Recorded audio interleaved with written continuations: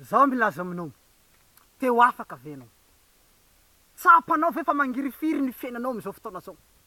Mahatsapa fijaliana ve ianao? Tsapanao ve fa manaintaina ianao am'izao fotoana zao? Indrindra fa ampahorin'ireo mpanao politika. Jereo fotsiny, impiry zao ny fitsarana ny grevy. Impiry ny mpiasa ny fonja ny grevy. Ny greffe ny grevy. Ny mpiasam-panjakana, ny dokotera sy ny ramose, ny mpampianatra ny grevy. Fa nanina ny migrevy ohatran'izany? Matoa migrevy reo a. Mahatsapa tsinja azo lena. Mahatsapa tsy rariny. Mahatsapa fa mitongilana ny fitondran'ny mpanao politika ary mamotiky tanindrazana, mamotiky firenena. Firy ny vahoaka malagasy ny grevy zay. Firy. Reny fotsiny reny tokony hahatonga sainatsika hoe matoa ny vahoaka migrevy. Mahatsapa fa tena fa tsy rariny zavatra misy eo amin'ny fiainana.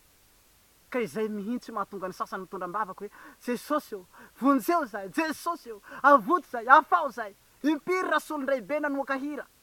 Efa tazako ny famonjena. Tanao, iry razadeli nisy raha iseho mahagaga.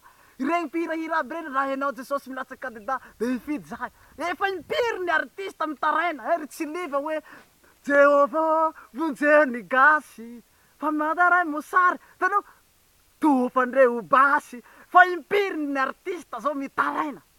Mahatsapa, hoe mangirifiry, manaintaina, mijaly. Vao tsy sinjo azo lena. Fa tsisy azo atao. Ka izay mahatonga zaho milaza aminao hoe anio tonga ny famonjena. Tonga eto Madagasikara ny famonjena Ralasanabavy. Tonga eto Madagasikara Jesosy Kristy hanavitsy ny Madagasikara. Hanavitsy ny firenenantsika, hanavitsy ny tanindrazantsika. Nahoana no enjehina? Nahoana no ailikilika? Nahoana no aratsina? Nahoana no atao ambody tanana ohatran'izao? Tianao Jesosy. Tia hanavitsy tsika izy.